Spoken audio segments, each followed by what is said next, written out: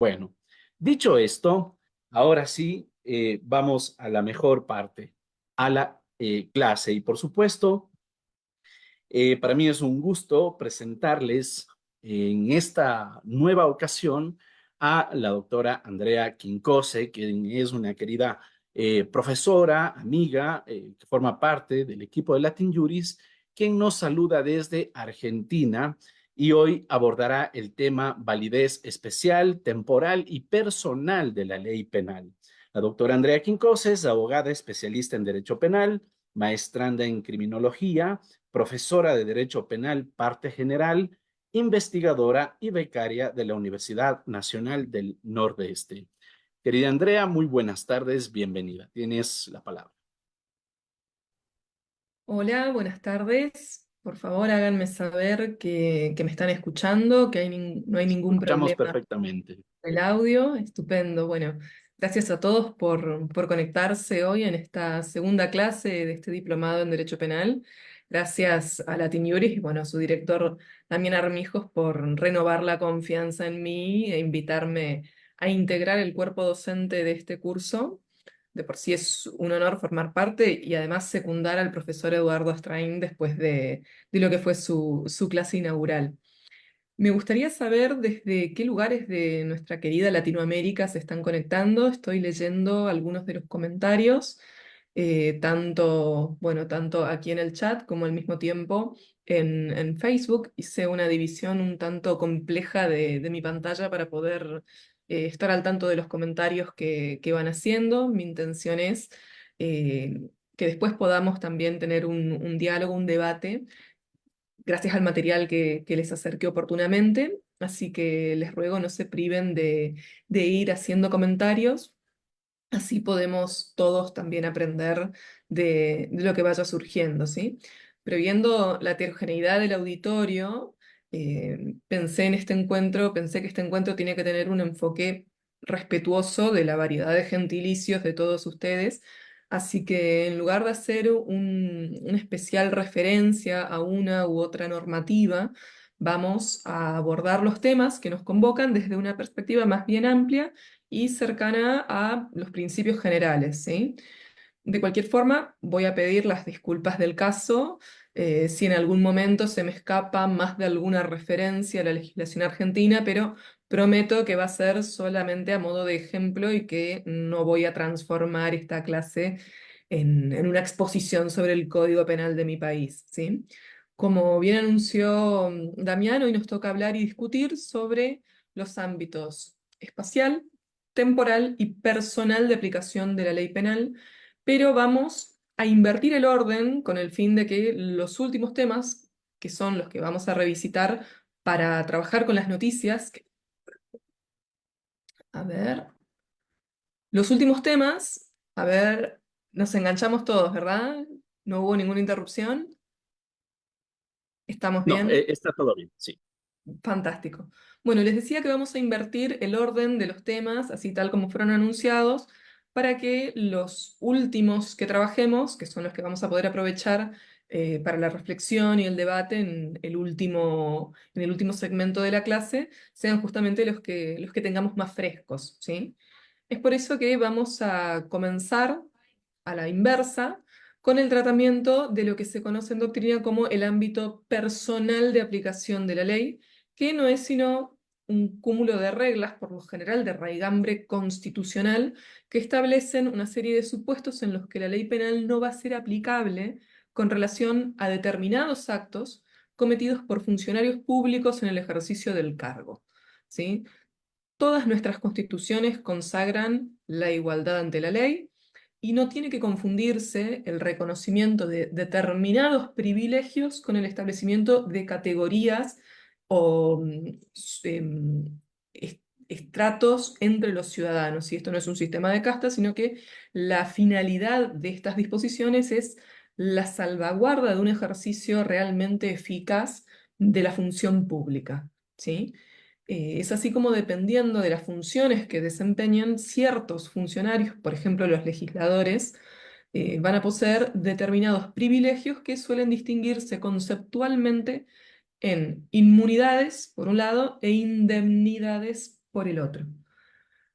Cuando hablamos de inmunidad, a lo que hacemos alusión es a la necesidad de la realización de un procedimiento previo o de un antejuicio para desaforar, quitar los fueros, quitar los privilegios, quitar los obstáculos a través de un juicio político, de un jury de enjuiciamiento a un determinado funcionario con el fin precisamente de poder juzgarlo, ¿sí? Estos procedimientos también son reconocidos constitucionalmente con independencia de que los pormenores procesales, por supuesto, puedan ser regulados mediante leyes especiales, ¿no?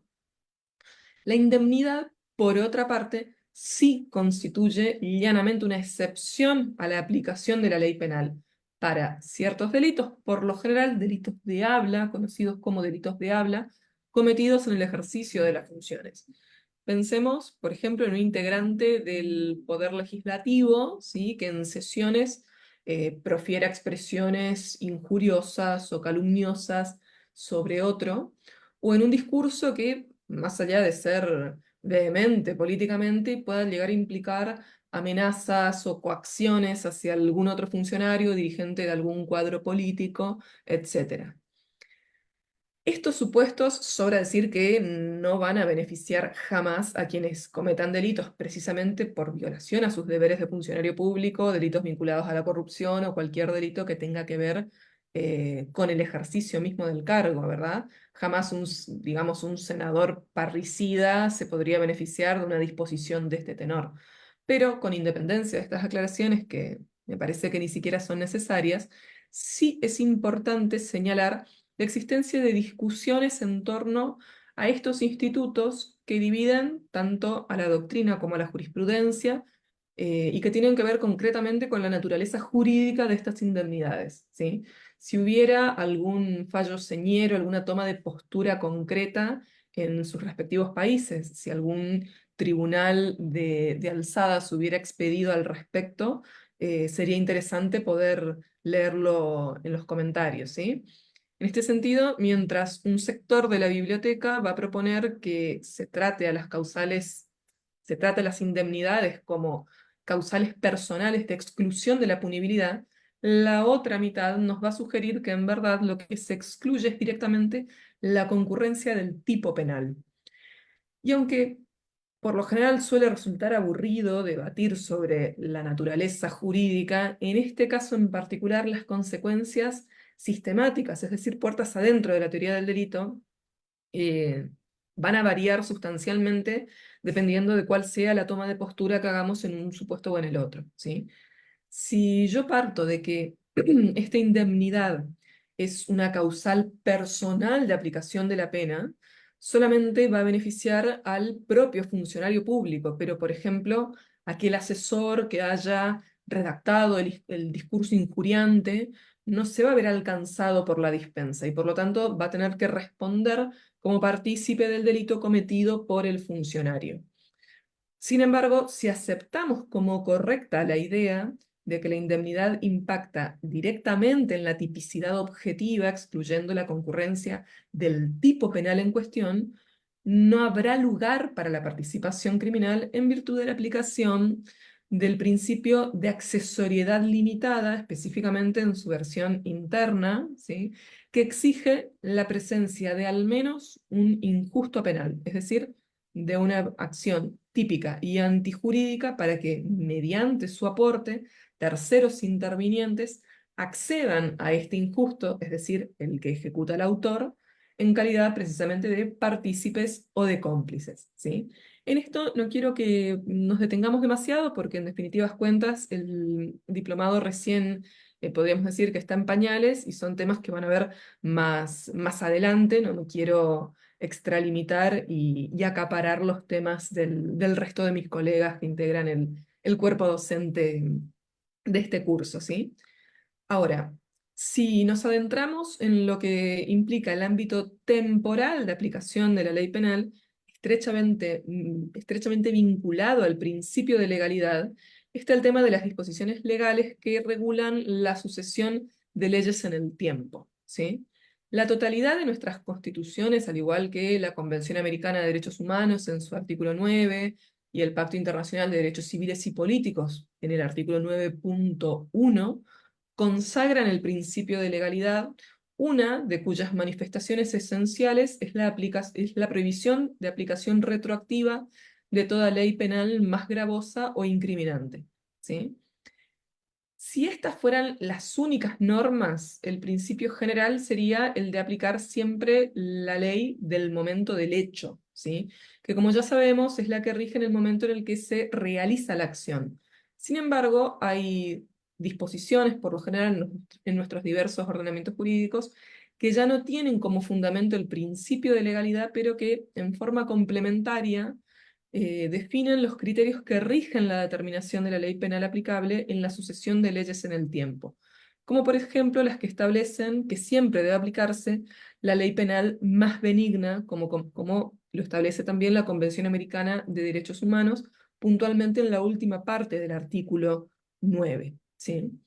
Entonces, al operar un cambio legislativo pueden darse diversas situaciones para las que es importante que tengamos en claro que el principio es la irretroactividad de la ley penal y la excepción, la aplicación de la ley penal más benigna. Si vamos a tener una regla y su correspondiente excepción, ¿sí? Puede pasar que la ley penal vigente al momento de cometerse el hecho haya sido reemplazada por otra ley, en cuyo caso la ley aplicable se determina en función de ciertas consideraciones, ¿sí? Si la nueva ley es la que rige al momento en el que se va a dictar sentencia, y esta es aplicable por ser más benigna, se da el supuesto de retroactividad de la ley penal, ¿sí? Una ley se aplica a situaciones ocurridas con anterioridad a su entrada en vigencia. Esto integraría, como estamos diciendo, la excepción a la regla, ¿sí? Que es la de la irretroactividad. Ahora, si por el contrario la ley derogada resultaba más beneficiosa para el autor del hecho, es esa la que debe aplicar, dándose entonces el supuesto de la ultraactividad de la ley penal, es decir, que una ley se siga aplicando aun cuando haya sido derogada por una ley posterior, ¿sí?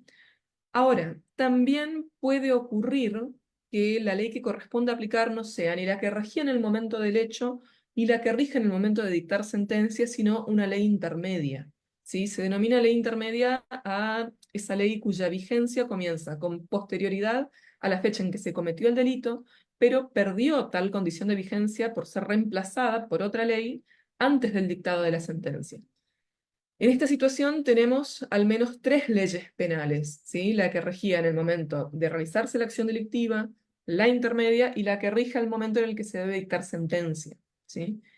En este caso, si la ley intermedia es la más benigna, esta es la que se tiene que aplicar, ¿sí? Produciéndose una circunstancia un tanto particular, un tanto especial, en razón de que, por una parte, es retroactiva, es decir, resuelve hechos ocurridos con anterioridad a su entrada en vigencia, pero desde otra perspectiva termina siendo una ley ultraactiva, ya que se sigue aplicando a pesar de haber sido derogada, ¿sí?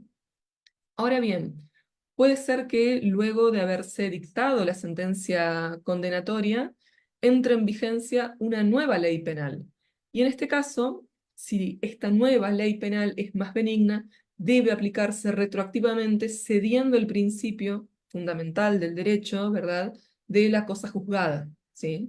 Cede el principio de cosa juzgada en virtud de que la nueva ley resulta más benigna. Y en ese sentido, en el caso de la Argentina, nuestro ordenamiento es claro también en afirmar que se sigue aplicando retroactivamente la ley más benigna mientras dure cualquier efecto, ¿sí?, de la ley anterior que resultaba más gravosa. Esto no únicamente sirve para resolver casos en los cuales, por ejemplo, se encuentre privada de libertad, condenada una persona y supongamos que opere un supuesto de derogación de una figura penal, ¿sí? Se despenaliza alguna determinada conducta, sino incluso va más allá. Supongamos que hubiera terminado el encierro, supongamos que hubiera concluido la privación de libertad en virtud de la aplicación de la pena, y sin embargo, por ejemplo, persista el registro en calidad de reincidente de esta persona.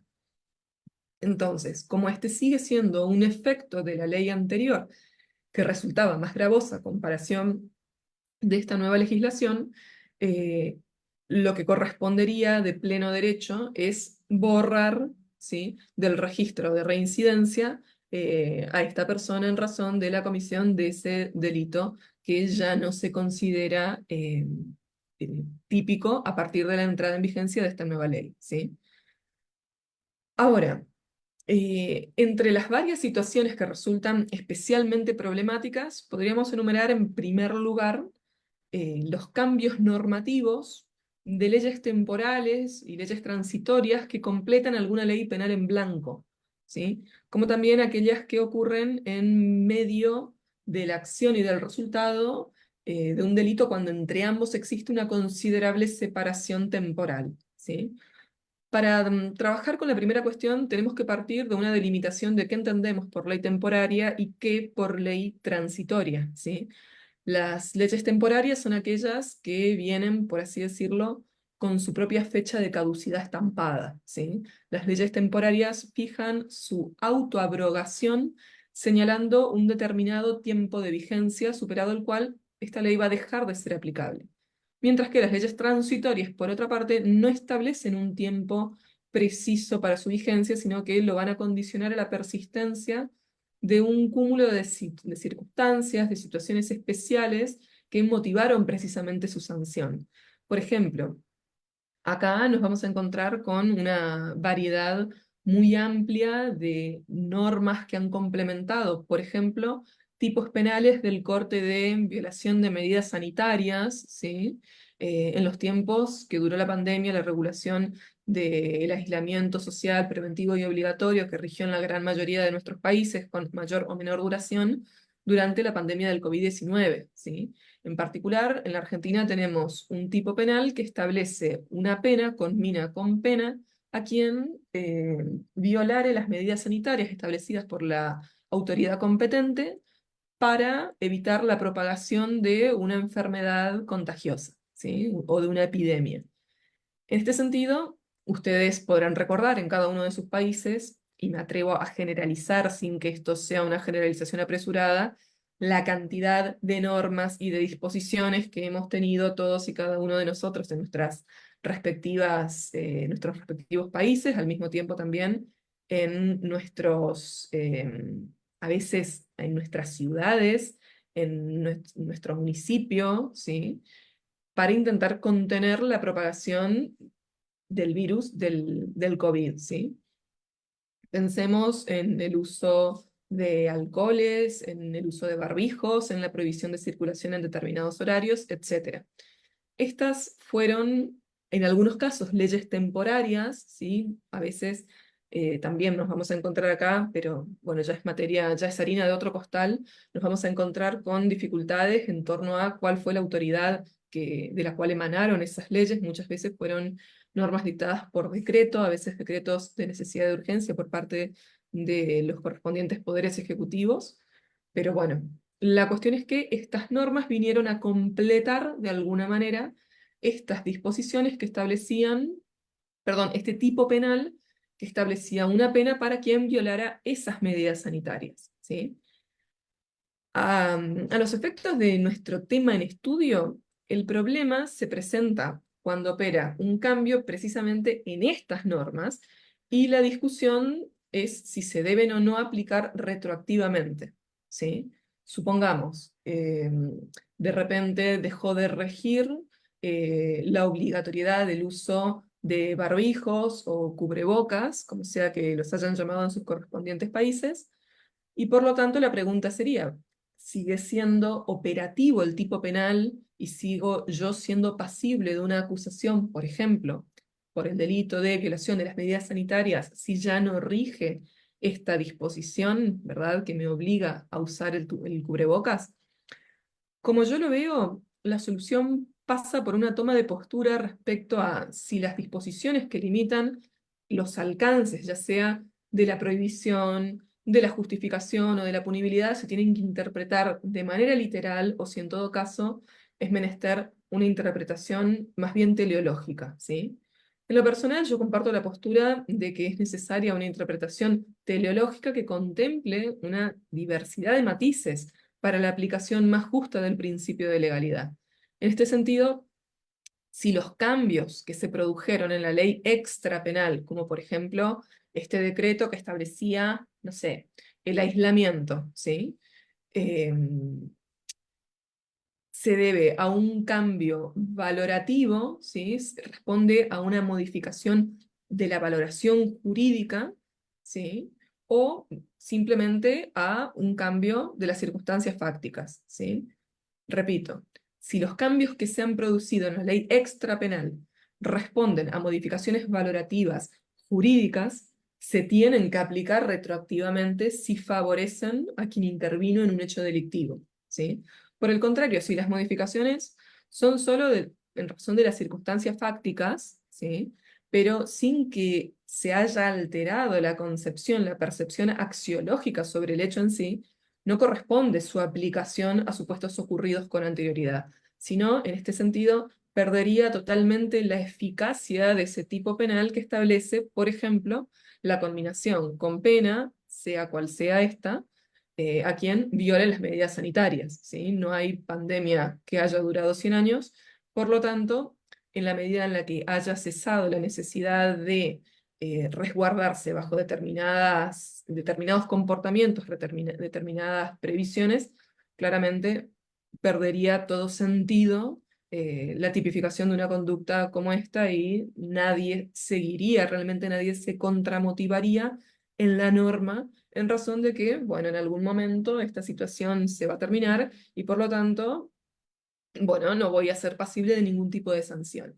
En este sentido, se mantiene esta concepción, esta percepción axiológica de que violar las medidas sanitarias y propagar una enfermedad no es correcto, ¿sí? Y por lo tanto debería seguir rigiendo la norma que completaba en el momento del despliegue de la acción eh, ese tipo penal, ¿sí? Ahora bien, otra situación problemática que habíamos planteado al comienzo es la que ocurre cuando se presenta una separación temporal entre la acción y el resultado. Supongamos, yo disparo sobre Damián, perdón Damián, te voy a usar de conejillo de Indias en mi caso, yo disparo contra Damián y él queda, así me gusta, aparece para hacer patria con la camisa, la camiseta de Latin Iuris puesta, ahí aparece nuestro director para inmolarse en pos de nuestro aprendizaje. Supongamos que yo disparo contra Damián y lejos de morir de inmediato, él queda convaleciente por mucho tiempo y muere recién al cabo de, elijan ustedes cuánto tiempo de agonía, casi vamos a delegar la crueldad en el auditorio. Imaginen ustedes un tiempo X, pero lo importante acá es que en el medio va a operar, supongamos, un cambio, no sé, de repente eh, es más grave el homicidio, no sé, asesinar directores de instituciones educativas puede resultar más grave, menos grave, etcétera, pero lo importante es que opera un cambio legislativo, ¿sí? En este sentido es central poder determinar cuál es el momento de la acción, ¿sí? Para poder pasar a partir de allí a definir cuántas leyes yo voy a contar, ¿sí? Cuántas leyes voy a contar para saber cuántas leyes voy a tener que comparar al fin de determinar cuál es la más benigna. Supongamos que la agonía fue muy larga, ¿sí? Y nos encontramos con el cambio de varias leyes, ¿sí? La sucesión de varias leyes en el tiempo. Imaginemos que entre el disparo que yo efectué y finalmente la muerte de Damián, nos encontramos, y acá me voy a valer de los dedos, como hacen los niños cuando aprenden a contar. Imaginemos que se sucedieron dos leyes que revisten el carácter de leyes intermedias. Aquí es fundamental que nosotros podamos definir cuándo comienzo a contar la sucesión de leyes en el tiempo. No sé cómo serán los procesos penales en sus países, pero imaginemos que son muy largos, ¿sí? Y aún después de la muerte de Damián, se siguen sucediendo nuevas leyes hasta que el tribunal que me va a juzgar va a dictar sentencia, ¿sí? Si yo considero como momento del despliegue, perdón, considero momento derecho el despliegue de la acción, voy a tener que contar con una, dos, tres leyes ya anteriores al resultado, ¿sí? Para luego seguir contando leyes hasta el momento en el cual se deba dictar sentencia. Ahora, si yo considero como momento del hecho el momento del acaecimiento efectivo del resultado, estas tres leyes, ¿sí? Las vigentes en el momento del despliegue de la acción y las otras dos leyes intermedias, no van a entrar dentro de mi contabilidad al momento de luego tener que comparar todas estas leyes entre sí para ver cuál es la más benigna, en este caso, para mí. Ahora, acá no nos vamos a valer del principio de legalidad para dirimir esta cuestión, sino más bien del principio de culpabilidad. Si lo importante es que yo pueda contramotivarme en la norma al momento precisamente del despliegue de la acción, el momento del despliegue de la acción es el de la contramotivación. Entonces, voy a pasar a contar las leyes a partir precisamente del despliegue de la acción, que es el momento del hecho como tal, ¿sí? Ahora, cuando tenemos que realizar esta comparación para definir cuál es la ley más benigna, es importante aclarar que no únicamente entran en consideración factores como, por ejemplo, el incremento o la disminución de la pena, sino que en verdad con lo que debemos contar es con un abanico mucho más amplio de circunstancias. A veces nos podemos topar con que una nueva ley implique una reducción de ciertos beneficios o vede el acceso a ciertos beneficios. Pensemos, por ejemplo, en una libertad condicional, en una probation, como sea que se les llame en sus países, ¿sí? Pensemos que aparece una nueva ley según la cual, no sé, no es aplicable el instituto de la suspensión de juicio de prueba o de una condena condicional para quienes cometan determinados delitos, ¿sí? Supongamos que la pena haya quedado intacta, pero sigue siendo una ley penal más gravosa, en tanto veda el acceso a determinados institutos, ¿sí?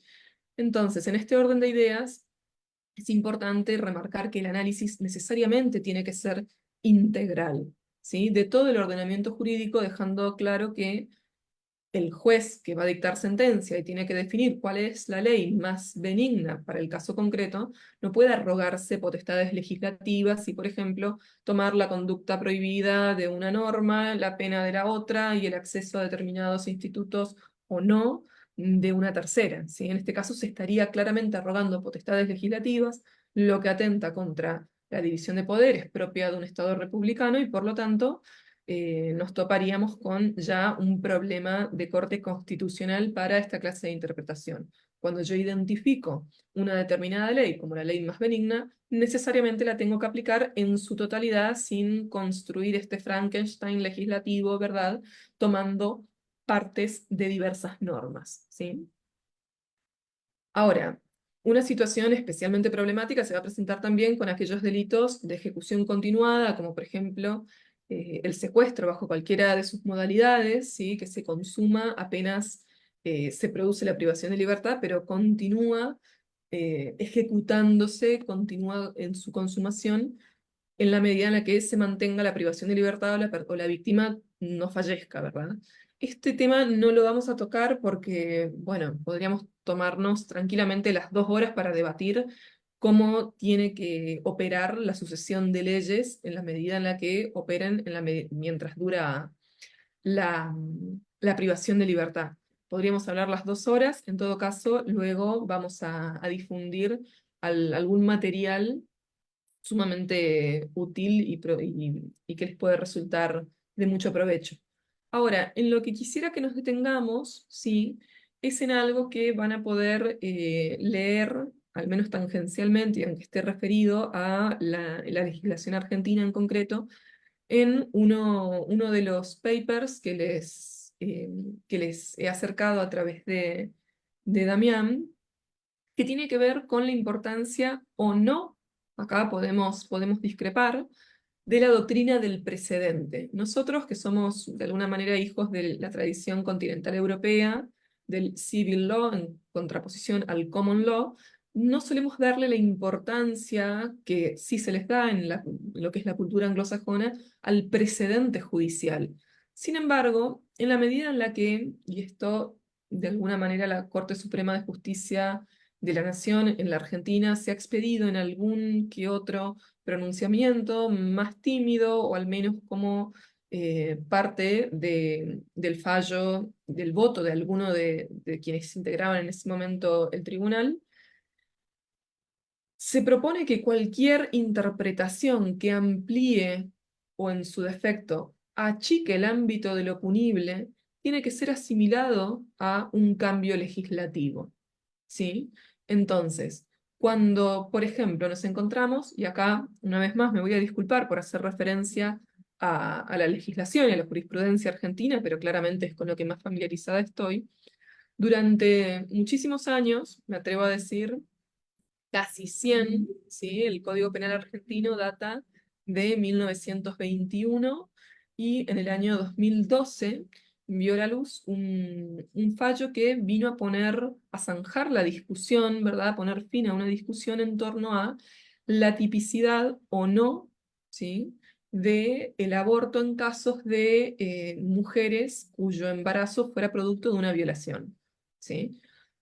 No tiene sentido hablar de los pormenores de la redacción de la norma argentina, pero de alguna que otra manera les puedo sí decir que anteriormente tenía una técnica legislativa sumamente nefasta y se han gastado ríos de tinta en discutir sobre la ubicación de una coma en la anterior redacción que tenía esta norma en nuestra legislación. Esas cosas que, bueno, al legislador no se le ocurrió detenerse a hacer su trabajo, a legislar para zanjar la discusión desde ya una modificación normativa. Lo tuvo que hacer la Corte Suprema de Justicia de la Nación en el fallo FAL del año 2012, en donde se debatía precisamente la posibilidad de acceso a la interrupción voluntaria a la interrupción legal del embarazo por parte de una niña que había sido violada, abusada sexualmente y producto de esto había quedado embarazada. Lo que determinó la Corte, para explicarlo de manera muy sintética, es que claramente era un supuesto en el cual el embarazo podía interrumpirse legalmente sin consecuencia ni para la gestante ni tampoco para los profesionales de la salud que intervinieran en el procedimiento.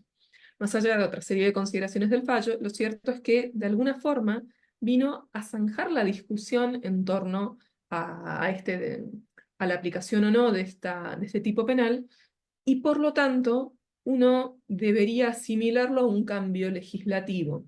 Dicho de otra manera, si hubiera habido en ese momento una mujer o un efector de la salud, ¿verdad?, privado de libertad cumpliendo una pena, o por ejemplo, ya la hubiera cumplido, pero su nombre siguiera dentro de los registros de reincidencia, precisamente por haber interrumpido un embarazo producto de una violación, si aplicamos a rajatabla la doctrina del precedente, y entendiéndolo de esta manera, al tratarse de un acortamiento del ámbito de lo punible, deberíamos ir a abrir las puertas, abrirle la celda e invitarlo, ¿verdad?, a seguir su vida en libertad o eliminar su nombre de los registros, en tanto este cambio puede ser asimilable a una modificación normativa desincriminante y por lo tanto claramente menos gravosa, ¿sí? Menos gravosa, dicho de otra manera, tiene que ser asimilado a una ley más benigna, ¿sí?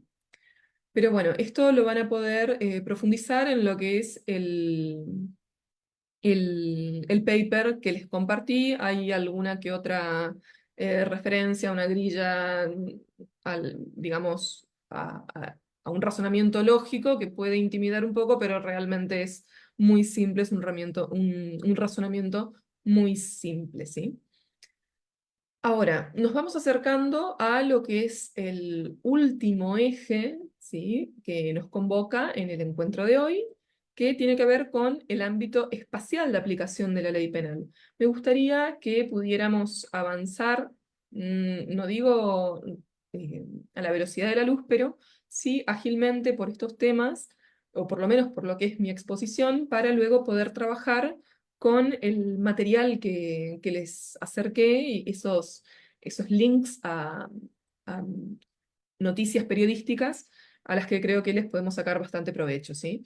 Entonces, pido las disculpas del caso si es que ahora voy un poco apurada, pero estoy convencida de que es precisamente del intercambio de lo que vamos a poder sacar mayor provecho y aprender todos, incluida yo también, de lo que ustedes me puedan aportar, ¿sí? Ahora bien, hecha esta aclaración, adentrándonos en lo que implica el ámbito espacial de aplicación de la ley penal o ámbito material de aplicación de la ley penal, existen cuatro grandes principios en base a los cuales se determina el ámbito espacial de aplicación o de validez de la ley penal. Tenemos, por un lado, el principio de territorialidad, el principio real o de defensa, el principio de la nacionalidad, que puede ser activa o pasiva, y el principio de universalidad, ¿sí? Me gustaría que pudieran, bueno, escribir en el chat, ¿sí? O entre los comentarios, cuáles son los principios receptados en el ordenamiento jurídico de su país. Así luego, cuando alguien compulse los comentarios que quedan guardados, puedan tener a mano la información para bueno, un muy modesto estudio de derecho comparado, ¿sí? El principio de territorialidad es un principio irrenunciable para cualquier Estado que se precie de ser soberano. Es una implicación directa y muy elemental de la noción misma de soberanía, y a pesar de que en su enunciación suena bastante simple, es necesario aclarar que cuando se habla del territorio no se está haciendo alusión al ámbito geográfico, sino al territorio en un sentido jurídico. Si bien también es una norma jurídica la que define el territorio de un Estado, por lo que en el fondo la delimitación siempre va a terminar siendo jurídica, lo que pretendo aludir es a cómo se descompone, ¿sí? A cómo se descompone eh, el territorio de un Estado, por lo que lo podemos diferenciar en los diversos ámbitos en los que ejerce su soberanía, ¿sí? Ya sea en el espacio terrestre, aéreo o marítimo, ¿sí? O bien cualquier lugar sometido a la jurisdicción. Pensemos en las leyes de bandera para buques o aeronaves que están sometidas a la jurisdicción de un determinado Estado, ¿sí? Por otro lado, nos vamos a encontrar con el principio real o de defensa, conforme al cual se debería aplicar la ley, ¿sí? De aquel Estado en cuyo territorio no se cometió el delito, ¿sí? No se llevó a cabo ni la acción, ni tampoco se produjo el resultado, pero sí se ven afectados bienes jurídicos públicos, ¿sí? Colectivos, en el que, eh, de aquel Estado en el que sí se encuentran, ¿sí? Se puede apreciar que es un principio complementario al de territorialidad, y eh, a partir de esto se podría aplicar la ley de un Estado, aunque el delito no se haya cometido en su territorio, siempre que se produzca la afectación de bienes jurídicos públicos que pertenecen a ese Estado en cuestión, ¿sí? Pensemos en delitos como, por ejemplo, la falsificación de moneda, ¿sí? En los que, aunque la acción de falsificar y los billetes falsificados se produzcan, se confeccionen en territorio de otro país, terminan afectando claramente a la economía del Estado al que pertenece la moneda falsificada. Pensemos que, por ejemplo, no sé, Damián se pone a falsificar pesos argentinos en Ecuador. En primer lugar, creo que tendríamos que preguntarnos qué le pasa a Damián para querer falsificar pesos argentinos, considerando el estado de nuestra economía actualmente. Pero bueno, quitado este planteo sobre la cordura de quien se ponga a falsificar pesos, lo cierto es que no deja de ser la economía argentina la que se va a ver comprometida, la que se va a ver afectada a partir de la circulación de moneda falsa, así se haya falsificado, así comience a circular en un país extranjero, ¿sí? Otro principio por el cual se podría aplicar la ley de un Estado con independencia del lugar geográfico, ¿sí? Del territorio donde haya sido cometido el delito, es el principio de nacionalidad, ¿sí? O, como también se lo conoce, el principio de personalidad. Este principio toma en consideración la nacionalidad del autor o bien la nacionalidad de la víctima del delito. Conforme a esto, se distinguen el principio de nacionalidad o de personalidad activa, en el cual se propugna la aplicación de la ley penal del Estado, del cual es nacional el autor del delito. ¿sí? Y por otro lado, el principio de nacionalidad o de personalidad pasiva, en el que lo determinante va a ser la nacionalidad de la víctima, siendo aplicable, por lo tanto, la ley del Estado del cual es nacional el sujeto pasivo del delito. El fundamento de este principio va a radicar en la pretensión de obediencia a la ley del Estado, cualquiera sea el lugar en el que el nacional se encuentre, en el caso claramente del principio de nacionalidad activa, o bien en el interés del país en concreto por la protección de sus ciudadanos independientemente del país en el que esté, ¿sí? Que sería el caso de la aplicación del principio de nacionalidad pasiva. En la Argentina, por ejemplo, no se recepta el principio de nacionalidad, ni activa ni pasiva. Y sin embargo, para algunos autores se presenta una suerte de confusión cuando nuestra legislación, y estimo que será exactamente igual en me atrevo a decir la totalidad de sus ordenamientos, cuando se establece la aplicación de la ley penal, en mi caso, argentina, para los delitos cometidos por funcionarios públicos en el extranjero, ¿sí? Claramente se trata de un principio, perdón, de delitos en el ejercicio de la acción de la función pública. Supongamos que, no sé, un legislador, un agente diplomático argentino comete un homicidio en el extranjero, está más que claro que eso excede el marco de sus funciones y por lo tanto se aplicará, ¿verdad?, el principio de territorialidad y será juzgado por la ley que sea perdón, por la ley del país que sea en el que se encuentre, ¿sí? Ahora, si la ley argentina contemplara la aplicación de la ley penal argentina a cualquier ciudadano, por cualquier hecho, claramente sería una receptación, una cristalización del principio de nacionalidad. Sin embargo, solamente lo circunscribe a los delitos cometidos por funcionarios públicos en el ejercicio del cargo. Algo parecido también ocurre en nuestro caso, como ya hemos legislado en materia de responsabilidad penal de las personas jurídicas, eh, cuando se trata de personas jurídicas que cometen delitos en el extranjero, o por ejemplo también cuestiones vinculadas a ciertos delitos, como por ejemplo el soborno transnacional, ¿sí? Hay autores que consideran que aquí nos hallamos ante una receptación del principio de nacionalidad, pero como les decía, si esto fuera genérico a todos los delitos o a todas las personas, podríamos decir que sí, efectivamente se trata de una receptación de este principio. Sin embargo, al tratarse exclusivamente de los hechos cometidos por funcionarios públicos en el ejercicio del cargo o por personas jurídicas en relación a determinados delitos, en verdad lo que podemos interpretar aquí es que la Argentina tiene interés, ¿verdad?, en mantener su buen nombre, ¿sí?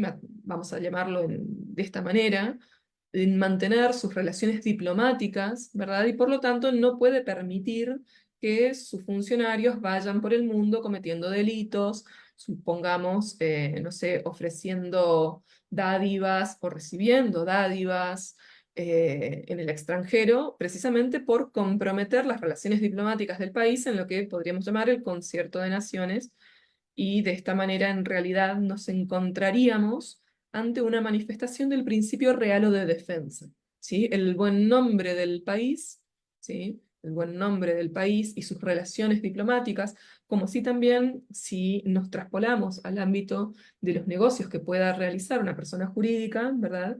Eh, Estas relaciones comerciales que pueden implicar un provecho económico para el país, también son de interés público y por lo tanto también serían manifestaciones del principio real o de defensa. Después tenemos otros delitos clásicos en los que también se manifiesta este principio. Me refiero al principio real o de defensa, como por ejemplo delitos de conspiración. Si yo me cruzara, no sé, al Paraguay, veo que tenemos varias personas conectadas de la República Hermana del Paraguay. En particular, bueno, yo me encuentro en Corrientes, así que estoy más cerca de ustedes incluso que de muchos de mis compatriotas ya que mi Argentina, bueno, se extiende mucho de norte a sur, estoy muy cerca de ustedes, mis vecinos paraguayos. Imaginemos que me cruzara para planificar un golpe de Estado para poner en crisis precisamente la democracia, el orden constitucional en la Argentina. Claramente, la Argentina es la interesada, el Estado argentino es el interesado en mantener el orden constitucional y por lo tanto yo sería pasible de sanción penal por la ley argentina, aún cometiendo, perdón, pergeñando este golpe de Estado en el extranjero. ¿Sí? Y en este sentido estoy convencida de que, otra vez, todas sus leyes en los diversos países en los que se encuentran contemplan esta clase de delitos y va a ser de aplicación el principio real o de defensa, precisamente por ser eh, su país aquel en el cual van a producirse los efectos de la comisión de este delito y lo que se involucran son bienes jurídicos colectivos, por ejemplo, bueno, el orden público, etc. Ahora, esta diferencia de principios y a medida que a medida que iba hablando, iba leyendo algunos de los comentarios, vemos que en nuestros países se receptan de manera diversa un principio u otro, de por sí el de territorialidad necesariamente es receptado por todos, porque como les decía, hace a la soberanía misma del país, pero puede ocurrir que nos encontremos ante más de un Estado queriendo aplicar su legislación, o en su defecto, ningún Estado pudiendo aplicar su legislación. En la Argentina receptamos una derivación también del principio de territorialidad y estimo que será igual en la mayoría de sus países, que es el subprincipio de ubicuidad, ¿sí? De ubicuidad según el cual será de aplicación la ley penal del país, tanto en donde se desplegó la acción como aquel en donde se efectuó, donde tuvo lugar el resultado, y esto se aplica para los delitos comunes. Si se tratara, por ejemplo, de falsificación de moneda, ya sabemos que se aplica la ley del país de la moneda que se está falsificando, y eso es aplicación del principio real o de defensa.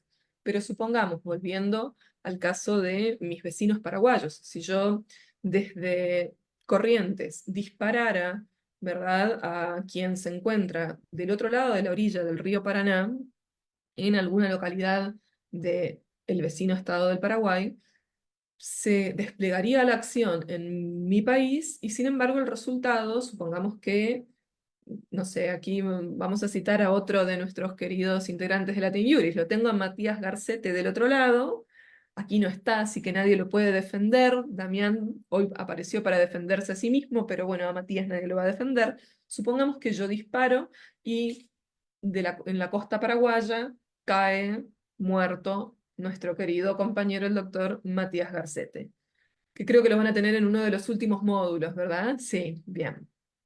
Van a tener el gusto de escucharlo entonces también. Supongamos que ocurriera esto. Si en la Argentina solamente se receptara, ¿verdad? O mejor dicho, solamente se aplicara la ley a aquellos hechos cuyo resultado ocurra en la Argentina, bueno, el resultado ocurrió en Paraguay porque Matías cayó muerto de aquel lado, en aquella orilla del Paraná, mientras que, supongamos, acá estamos hablando todos sobre hipótesis que claramente no son reales, supongamos que Paraguay solamente aplicara su ley a hechos delictivos cuya acción se despliega en su territorio, nos encontraríamos con que quien disparó se encuentra en la Argentina y se produciría lo que se conoce como conflicto negativo de leyes, ¿sí? Ningún Estado aplicaría su ley penal y en ese caso el homicidio de nuestro querido Matías Garcete quedaría impune precisamente porque ni la Argentina ni el Paraguay se harían cargo de la sanción de ese hecho delictivo. Para evitar el conflicto negativo de leyes, la Argentina ha receptado este subprincipio, que es el de ubicuidad, ¿sí? Y considera aplicable la ley argentina tanto a aquellos hechos en donde la acción haya ocurrido en el territorio argentino como en aquellos casos en donde los efectos se produzcan en la Argentina, ¿sí?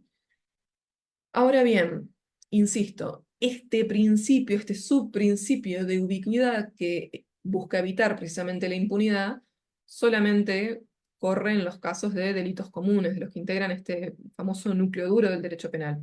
Para otra clase de delitos, pensemos en conspiración y demás, lo que opera es el principio real o de defensa. A ver, les pido una pausa, porque después de una hora mi voz ya de por sí grave puede llegar a hacerse todavía más grave. Y me gustaría procurar ir de a poco cerrando con esto para poder dar espacio al debate.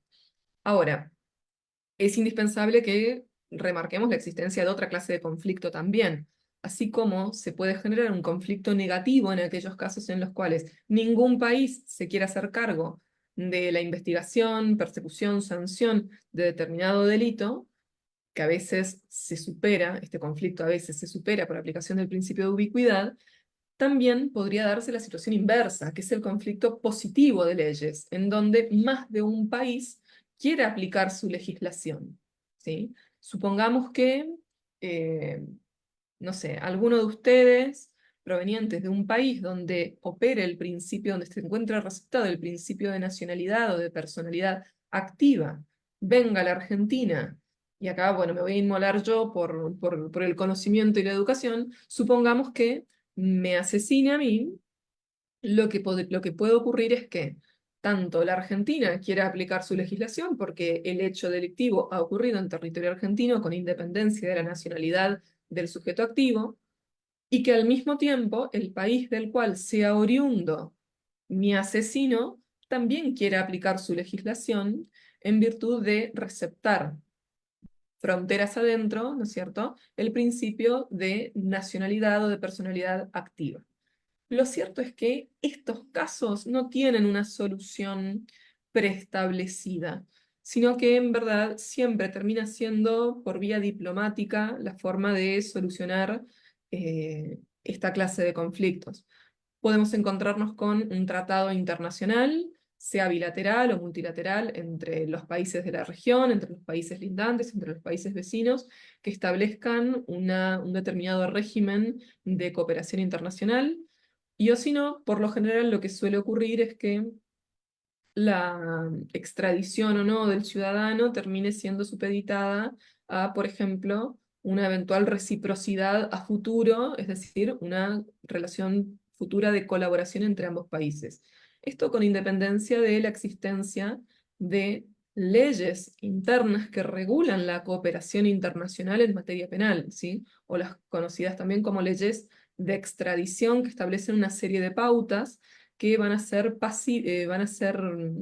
factible la extradición, es decir, el envío de una determinada persona a un país que lo requiera para ser juzgado, como por ejemplo, en nuestro caso, y esto sí suele ser común en la mayoría de los ordenamientos, eh, suele ser requisito indispensable la doble incriminación, es decir, que el delito por el cual la persona es requerida sea considerado delictivo tanto en el país requirente como en el país requerido, la prohibición a extraditar personas por ejemplo, delitos políticos, delitos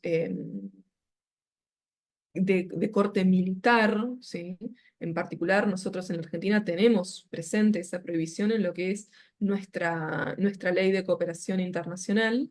Entonces, nos podemos topar, como les decía, puertas adentro, ¿sí? Puertas adentro con un montón de regulaciones, ¿sí? Con un montón de regulaciones y tratados específicos, ¿sí? Como puede ser, por ejemplo, la Convención de Palermo, y en particular, ¿verdad? Muchas veces ciertas situaciones en donde la cuestión se termina resolviendo por vía diplomática, pero sobre la base o con el peso en la balanza de lo que son circunstancias fácticas, ¿sí? Por ejemplo, se va a aplicar la ley del país en donde la persona fue aprendida. A veces nos encontramos con ciertos reconocimientos de derechos a los ciudadanos de un determinado país que, por ejemplo, pueden optar por ser juzgados en su país en cuestión. Y como les digo, siempre acá nos vamos a topar con una cuestión fáctica y por lo general a resolverse por vía diplomática. Aún con los procesos de globalización, el intercambio constante y permanente entre los diversos países, nos seguimos topando con muchas veces lagunas en materia internacional para la regulación de esta clase de situaciones. Así que acá hay que definir cómo a futuro se pueden establecer relaciones de reciprocidad. Muchas veces se motivan la firma de tratados eh, a raíz de esta clase de situaciones. Y luego nos vamos a topar también con otro principio que es el principio de universalidad, en virtud del cual también nos vamos a topar con muchos pedidos de extradición, precisamente por la clase de delitos en los cuales eh, opera el principio de universalidad, ya sea porque es aplicable a perdón, a delitos que por su estructura misma suelen tener matices internacionales. Pensemos, por ejemplo, en la piratería, pensemos, por ejemplo, en la trata de personas, pensemos en el tráfico de armas, en el narcotráfico, que son delitos que por su modalidad de comisión de por sí suelen implicar muchas veces el paso por diversos estados, ¿sí? Esto no quita que, por ejemplo, en materia de tráfico de estupefacientes o trata de personas, nos encontremos con desplazamientos, fronteras adentro de un mismo país, pero sabemos bien que en muchas oportunidades son delitos transnacionales y claramente el país que sea que los aprenda va a ser aquel que primero lo juzgue y a continuación probablemente nos encontremos con esta clase de pedidos de cooperación y de remisión de las personas para posteriores y nuevos juicios por hechos distintos, ¿sí? No olvidemos que en materia internacional también opera el principio del non bis in idem y por lo tanto, si la persona ya fue juzgada y condenada haya cumplido o no la pena por un determinado hecho, no va a volver a ser juzgado en un país distinto por la misma circunstancia, ¿sí? Por el mismo hecho. Ahora, también es aplicable el principio de universalidad para aquellos casos ya no propios de la Convención de Palermo, sino más bien del Estatuto de Roma, ¿verdad? Y lo hago referencia no por la estructura de la Corte Penal Internacional, porque acá claramente estamos hablando de una ley, perdón, de una jurisdicción diferente, sino para hacer alusión a los delitos allí enumerados. Si nos encontramos con delitos de lesa humanidad, ¿sí? No importa el lugar en donde se encuentre la persona, por ser delitos que involucran intereses supranacionales, y por así llamarlo, involucran a la humanidad como especie, bien puede cualquier Estado aplicar su ley penal para sancionar, por ejemplo, un genocidio, para sancionar, por ejemplo, hechos de tortura, etcétera, ¿sí? Por delitos de lesa humanidad también va a operar el principio de universalidad.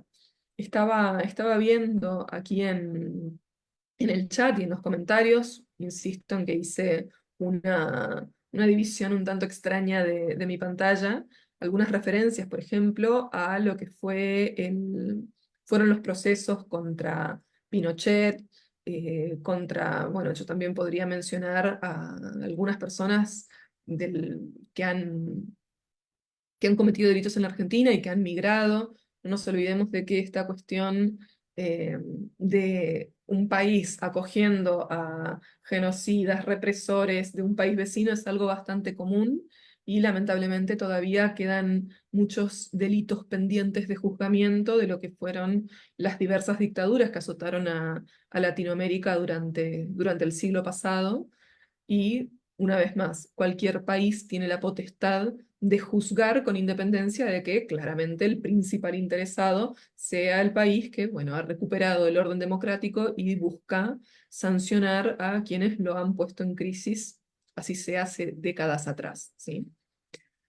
Bien, no sé si hasta acá tenemos alguna inquietud, me gustaría que las podamos ir evacuando, o en todo caso, me parece para que esto sea más ordenado, Damián, calculo que estarás de acuerdo conmigo, podemos pasar a conversar, ¿sí? Me gusta llamarlo de esta manera, sobre el material que les he acercado anteriormente, y por las dudas de que alguien no lo haya leído, voy a proceder a leerles esa pequeña síntesis que estaba al comienzo del documento que les compartí, donde constaban los links para profundizar en el tema. Eh, Les voy a leer esto exclusivamente, me tomo la licencia de hacer una lectura en este caso, y les planteo precisamente para reflexionar y debatir e intentar determinar qué es lo que se aplicó o cómo se debería haber aplicado la ley en este caso. Procedo a leerles un caso, ¿sí? Que es real, es verídico, y me gustaría, como les decía, poder favorecer el intercambio. Ocurrió lo siguiente: en el año 1941 tuvo lugar un hecho histórico conocido como la masacre de Jedwabne, en la localidad homónima de Polonia, ¿sí? Esto no lo aclaré en el PDF, pero ocurrió en Polonia, ¿sí?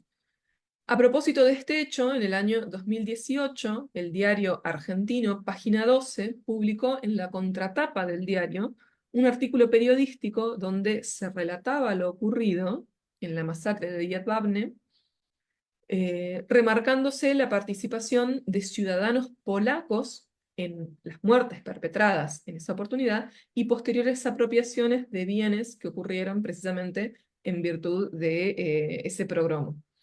Tiempo después de esta publicación se sancionó en Polonia, acá hay un dato muy importante, tiempo después de la publicación se sancionó en Polonia una ley que tipificaba como delictivas aquellas expresiones y declaraciones que relacionaran al Estado y o a la nación polaca con los hechos ocurridos durante el Holocausto, ¿sí? El diario Página 12 fue blanco de lo que fue la primera denuncia luego de la entrada en vigencia de esa ley a raíz del artículo sobre la masacre de Jedwabne, ¿sí? Este es el caso que les vengo a proponer, cuyo análisis les pongo a disposición. Me gustaría que lo pudiéramos debatir ahí fantásticamente. Esto parece guionado, pero en realidad es la labor docente, la vocación docente de Damián, que nos pone el caso, tal como yo lo he leído, a disposición en la pantalla, ¿sí? Este es el caso. Ya de por sí nos encontramos con una dificultad no menor que tiene que ver con la aplicación retroactiva de esta ley, ¿sí? Con la aplicación retroactiva de esta ley, porque entró en vigencia luego de que fuera publicada esa contratapa en el diario Página 12 y que se hiciera esta alusión a la participación de ciudadanos polacos en el Holocausto. Esta ley lo que hacía era sancionar cualquier manifestación que sugiriera una participación activa, o en aquellas en las que se hablara de eh, campos de concentración polacos, por ejemplo, en cualquier caso en donde se atribuyera responsabilidad a ciudadanos o a la nación misma por hechos ocurridos durante el nacionalsocialismo, se sancionaba con pena. Con posterioridad, bueno, se discutió muchísimo esta ley, incluso llegó, no recuerdo en qué año, pero se ha debatido también a nivel de la Corte Suprema, versión polaca, ¿verdad? Respecto a su constitucionalidad, precisamente por comprometer la libertad de expresión. De alguna forma también uno, y corriéndonos un poco de lo que tiene que ver estrictamente con la cuestión penal, ¿verdad? Nos vamos a encontrar con una discusión de fondo que tiene que ver con esta potestad para definir qué forma parte de la historia y qué no, ¿verdad? En parte lo que ocurre con la aplicación de esta ley, lo que ocurría con la aplicación de esta ley, que luego fue modificada y se quitó la conminación con pena de esta clase de expresiones, porque claramente atentaban contra la libertad de expresión. De fondo, podríamos decir que comprometía la libertad con la cual la historia es escrita, ¿verdad? De esto que muchas veces se suele decir, de que la historia la escriben los vencedores, ¿verdad? En este caso nos encontramos con una limitación penal, ¿sí? Para poder manifestar, para poder manifestarse al respecto de la intervención de ciudadanos polacos o no en hechos de esta índole, ¿sí? Ya aquí nos encontramos, como les decía, volviendo ahora sí a lo que nos compete, con una dificultad muy grande que tiene que ver con la aplicación retroactiva de lo que es una ley incriminante. Una conducta que con anterioridad no era considerada delictiva y de repente, por la entrada en vigencia de una ley, pasa precisamente a constituir un tipo penal, ¿sí? Es elevada por el legislador a categoría de delito, no solamente va a ser una conducta antijurídica, supongamos en en alguna otra rama del derecho, pensemos una conducta administrativamente antijurídica, civilmente antijurídica, sino que es una conducta relevante penalmente. Y está más que claro que se trata de una ley más gravosa, porque una conducta que antes pertenecía al ámbito de las libertades pasa a ser considerada una conducta prohibida. Por lo tanto, aquí tenemos una primera gran dificultad que debería haber obturado cualquier posibilidad de que una denuncia de este estilo prosperara, ¿sí? Ahora, la pregunta que me gustaría hacerles y en donde sí me voy a llamar a silencio y les pido que se sientan libres de hablar, de conversar, para precisamente, como les dije más temprano, poder eh, generar un intercambio más productivo, más fructífero para todos, es la siguiente, y es, en relación al ámbito espacial de aplicación de la ley penal, ¿sí? Y enumerando todos estos principios que hemos ido desarrollando, me gustaría que reflexionemos sobre cuál es el principio en virtud del cual Polonia busca aplicar su legislación, o intentó aplicar su legislación, a este periodista del diario argentino Página 12, que suscribió esta noticia. A ver, me, como les dije, me llamo a silencio, abro los comentarios, me fijo Ok, también Carlos en mi Camba ha levantado su llamada. mano. Bien, adelante Carlos, un gusto. ¿Desde dónde Gracias, nos doctora. saludas? Gracias, doctora. Igualmente, saludo a todos los participantes de este diplomado. ¿Desde Retrotrayéndome, dónde te comunicas, Carlos? perdón, ¿Desde dónde desde dónde te estás conectando? desde Guayaquil, Ecuador, doctora. Hermoso. Bien, ahora Bien, sí no te interrumpo más. bien. Quería yo, en contexto, poner el antecedente de que, según la reseña, este hecho de la masacre fue en 1941. Y de acuerdo a mis conocimientos sobre el tema histórico, Polonia no existía en ese año. El Estado de Polonia no existía como tal. No nos olvidemos que cuando invadió Alemania y Rusia, se repartieron a Polonia. Entonces dejó de existir Polonia. Y recién después del año 50, si no me equivoco, en el 54, 55, se formó de nuevo la República con esos retazos, porque antes había sido parte esto, de esta suma de Lituania y otros países de esta misma especie o de esta misma con, conformación de nacionalidades. Después del año 50, recién se formó la nación como tal, los polonos que le llamaban, y se transformó en Polonia, como es conocida actualmente. Y después del año 70, mire, más de 30 años pasaron, recién se constituyó como el Estado de Polonia, como lo conocemos, y que inclusive se hizo famoso por el movimiento laboral llamado Solidaridad, que lo encabezó Wałęsa y que fue el presidente. Entonces, digo yo, si aplicamos estos principios de territorialidad y de temporalidad, ¿no?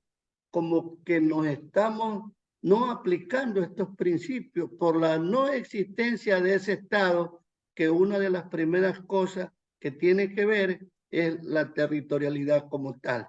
Y al momento de tener la territorialidad, quiere decir que tiene sus órganos constituidos, como sabemos que existe, en este caso el legislativo, el judicial, el ejecutivo, para armonizar su ordenamiento jurídico y aplicarla.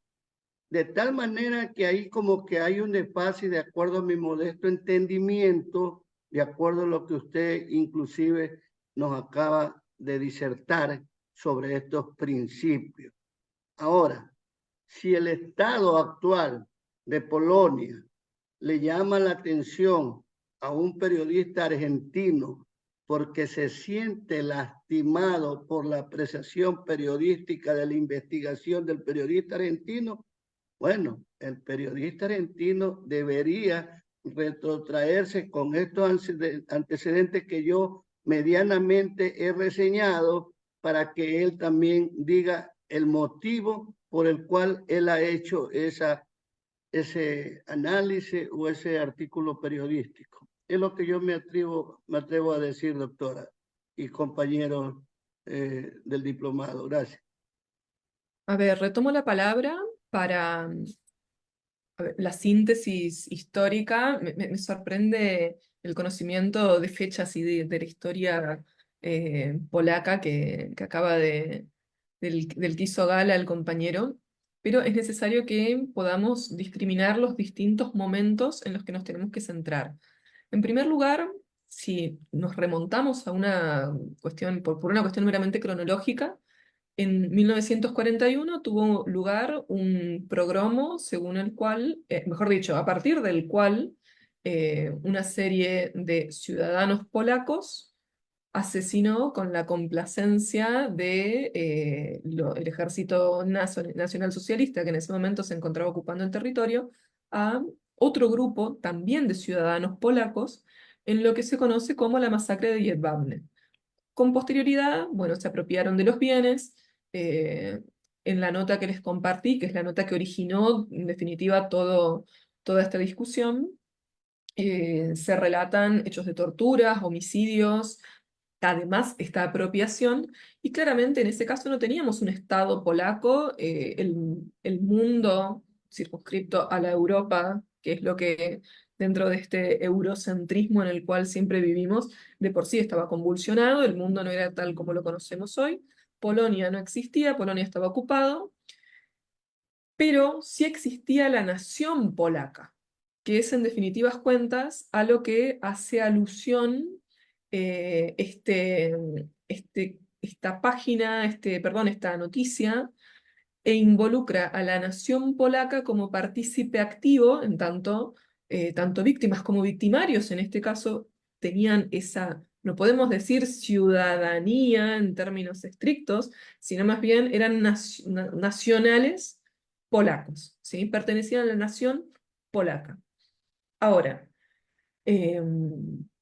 con muchos años, ¿verdad? Mucha agua bajo el puente, en el año 2018, Polonia, ya constituida claramente como un Estado soberano y recuperada de lo que pudieron haber sido los embates de la Segunda Guerra Mundial, lo que hizo fue sancionar una ley de memoria histórica, ¿sí? En definitiva, es una ley de memoria histórica que, como les decía, en términos de legitimación, uno, más allá de lo que podamos discutir aquí hoy, también nos cabe la posibilidad de debatir, de preguntarnos en qué medida el Estado puede construir memoria a partir del derecho penal.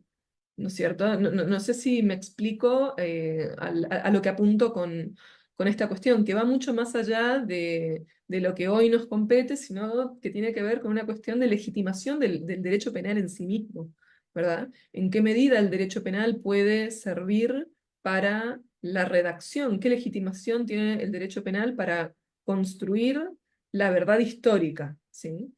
Tomándose esta atribución como legítima, ¿verdad?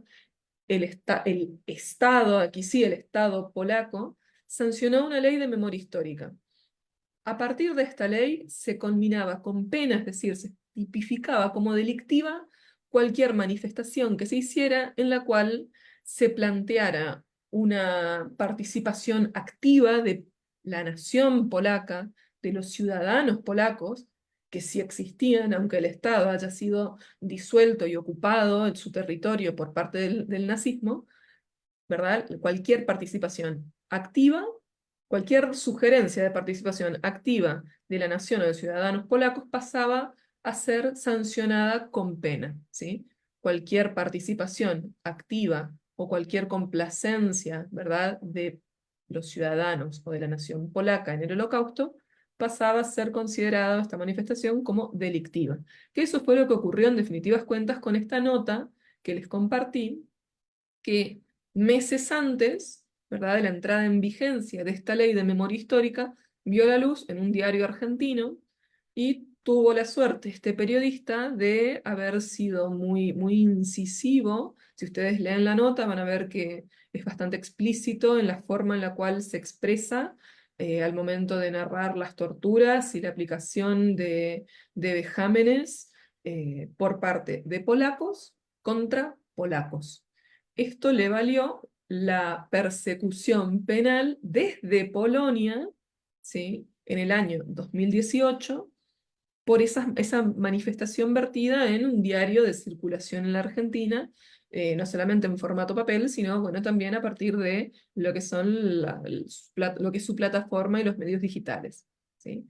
Eso fue lo que ocurrió. Entonces aquí lo que estamos analizando no es la intervención eventual de Polonia en el Holocausto como tal, porque esos homicidios, esas apropiaciones, son harina de otro costal y eventualmente nos podremos preguntar si califican o no como hechos imprescriptibles, en razón de quienes lo cometieron, si son delitos de lesa humanidad, si lo que sea, ¿sí? Si esos hechos cometidos por vecinos contra vecinos eh, califican como un hecho imprescriptible o no, lo podemos debatir después, pero lo que acá nos importa es definir en virtud de qué Polonia, en el año 2018, puede perseguir penalmente a un ciudadano argentino por haberse expresado sugiriendo la participación activa de ciudadanos polacos en un programa de 1941 propio de lo que fue el régimen nacionalsocialista,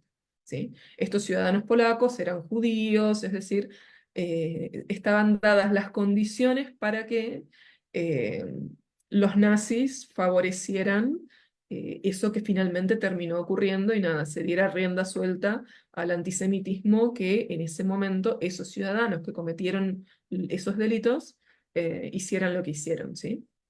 Ahora sí, mejor delimitado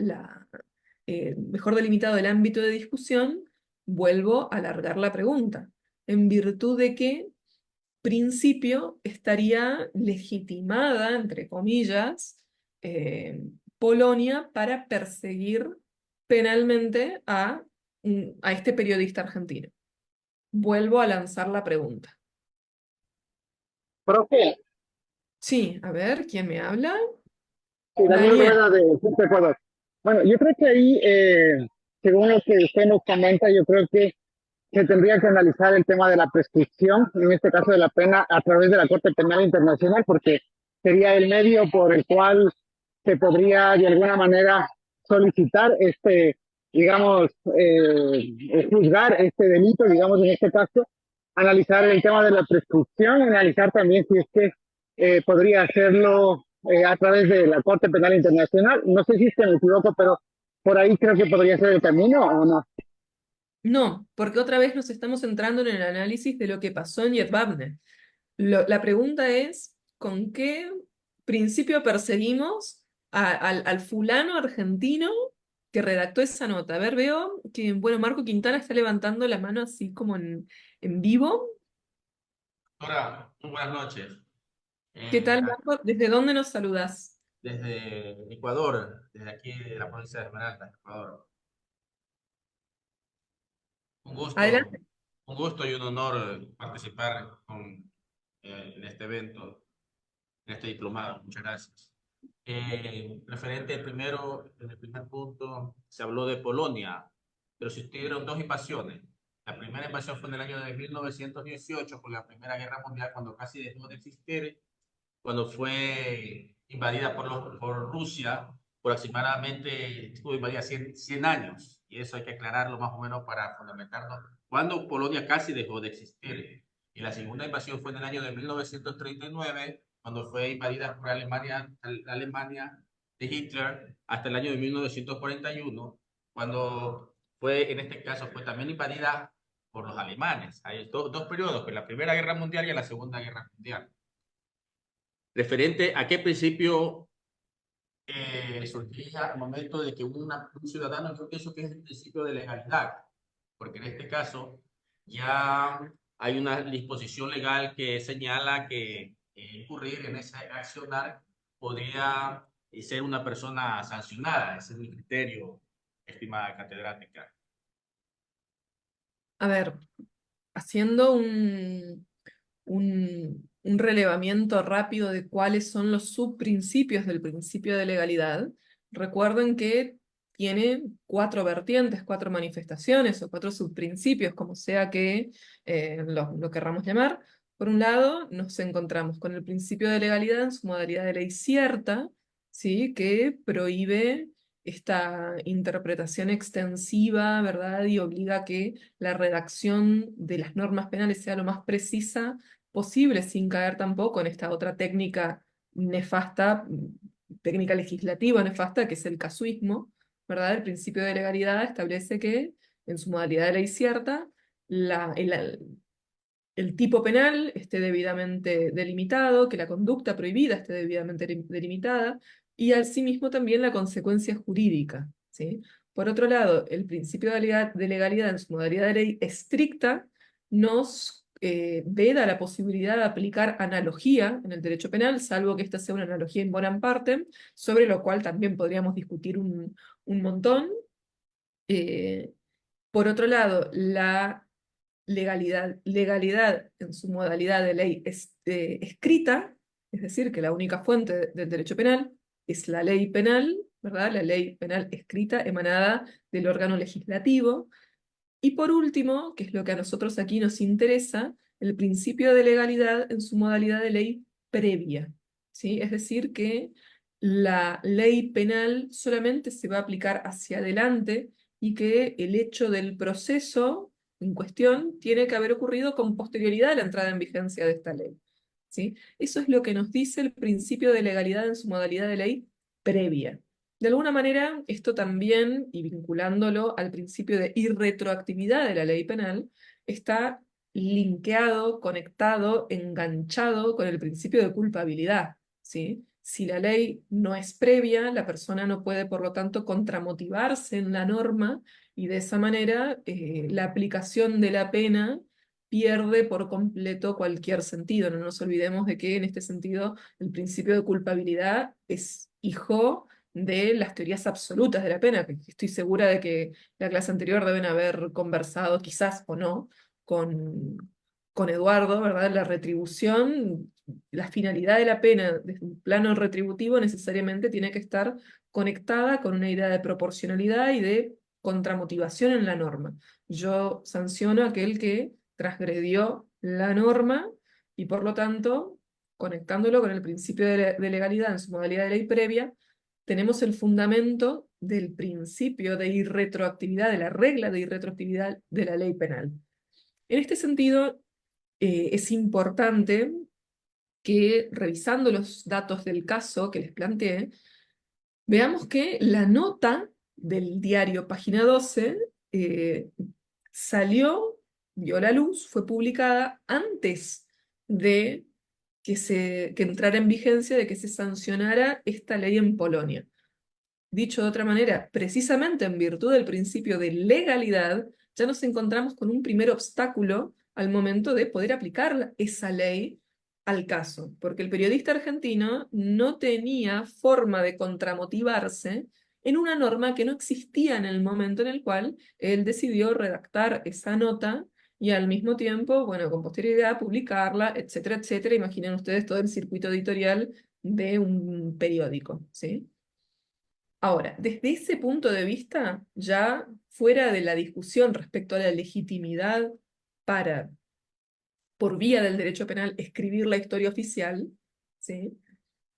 Fuera de esta discusión, ya nos encontramos con una imposibilidad de aplicar esa norma, ¿sí? Porque es una ley posterior a el hecho delictivo que pretende sancionarse penalmente.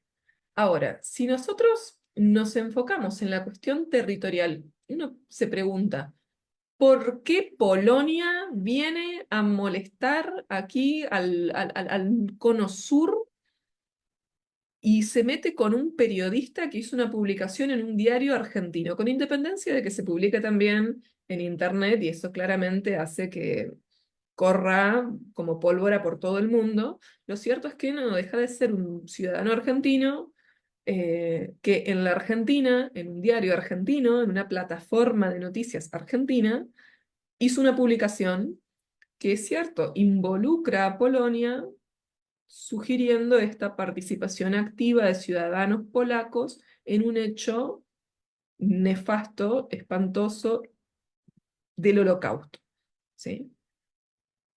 Esta es la pregunta. Por qué creen ustedes que Polonia se siente con la potestad de venir a meterse aquí al sur, en el sur global, para sancionar, con pena además, a este argentino que es al que se le ocurrió poner el gancho en esta editorial que publicó?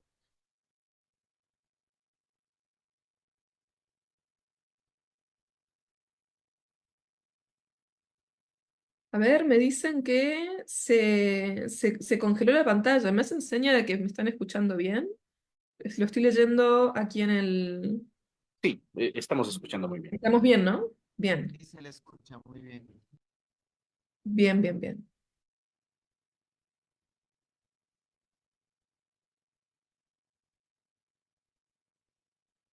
A ver, Pablo Manrique, ay, desde Potosí. Bien, Muy levantó buenas. la mano. Ahora, Andrea, y también un gusto saludar a todos los colegas presentes desde Potosí, Bolivia. Bueno, en relación a la pregunta en concreto, creo que Polonia cree que tiene el derecho de aplicar o de activar un proceso penal en contra del ciudadano argentino en virtud del principio de defensa, porque cree que sus intereses nacionales están comprometidos porque se está haciendo publicaciones respecto a que ciudadanos de Polonia han cometido crímenes de lesa humanidad. Entonces, por eso activa la persecución penal en contra del ciudadano argentino bajo el principio de defensa. Bien, ¿podemos desarrollar un poco más? ¿Cuál sería, digamos, eh, tratando de darle forma a este interés, ¿verdad? Si decimos que el principio real o de defensa es operativo para la protección de bienes jurídicos colectivos o nacionales, públicos, y acá uno en definitiva a la larga se pone a inventar, ¿no es cierto? Muchas veces saca de la galera bienes jurídicos con mucha facilidad. Pensemos, ¿cuál podría ser este bien jurídico colectivo, nacional, público, que pretende resguardar Polonia con la aplicación de esta ley? Y hago estas aclaraciones sobre las invenciones para que nos pongamos creativos, ¿eh? Que creo que ninguna respuesta va a ser equivocada. Podría ser el honor, su bien jurídico del honor de su nacionalidad, como Polonia, porque no olvidemos de que los delitos que se han cometido en el Holocausto han sido considerados horrendos, ¿verdad? Y que se les atribuye a la comisión de esos delitos a sus conciudadanos, afecta contra el honor de Polonia, que también en determinado momento ha luchado contra el régimen nazista. Entonces creo que en ese estaría el bien jurídico que pretende precautelar Polonia. Estupendo, estupendo. Bien, esa es precisamente, a mi modo de ver, también la finalidad y sería el bien jurídico, este orgullo nacional, ¿verdad? Esta imagen de la nación polaca. Ya no hablamos del Estado precisamente, porque, bueno, no es una cuestión del Estado, sino de los nacionales polacos que, de hecho, uno podría pensar que en términos ahora sí ya geográficos y de Estado, fueron los más afectados por la Segunda Guerra Mundial, por lo menos desde sus comienzos hasta el final. Nos encontramos con que Polonia, eh, desde el vamos, estuvo en el ojo de la Segunda Guerra, tienen el campo de concentración más emblemático del Holocausto, precisamente en su territorio. No nos olvidemos de que Auschwitz se encuentra en el territorio polaco, guetos también emblemáticos, como puede ser el gueto de Varsovia. Es decir, es una nación, es un país muy castigado por lo que quedó de la Segunda Guerra Mundial, por lo que ocurrió durante la guerra y con posterioridad todos los efectos que siguieron ocurriendo, ¿sí? En el territorio polaco y para la nación polaca. Entonces, no es sorprendente para nada que tengan un interés especial en definir qué hicieron ellos, en tratar de escribir la historia y decir, bueno, no, los polacos acá fuimos las principales víctimas, más allá de que, bueno, las principales víctimas fueron los muertos y los perseguidos y los exiliados, pero como nación, sin lugar a dudas, hay un interés especial en decir, nosotros acá no tuvimos nada que ver, ¿sí? Y esto tiene que ver con esta construcción de la identidad nacional dentro de un país que fue azotado cruelmente por uno de los momentos más oscuros de la historia, me atrevo a decir, de la humanidad. Así que bueno, claramente es esta la finalidad. Queda todavía latente la discusión, que como les decía, va más allá del ámbito temporal, del ámbito espacial o personal de aplicación de la ley penal, que eran los temas que de alguna manera nos involucraban, nos convocaban al encuentro de hoy.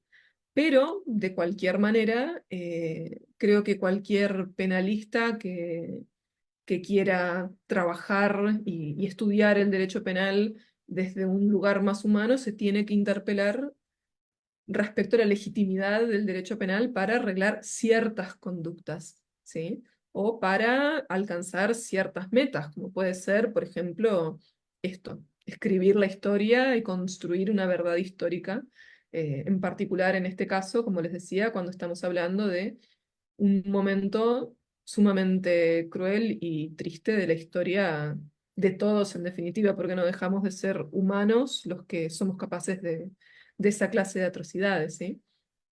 Leo algunos de los comentarios que han aclarado aquí en el chat, que han aportado en el chat. Carlos comenta, tampoco podemos olvidar que la libertad de expresión está sobre el principio del honor. Estoy de acuerdo, en particular cuando se trata, y acá, bueno, hoy hicimos alusión a algunas cuestiones vinculadas al ejercicio de la función pública, ¿verdad? Cuando mencionábamos o cuando delimitábamos el ámbito espacial perdón, el ámbito personal de aplicación de la ley penal.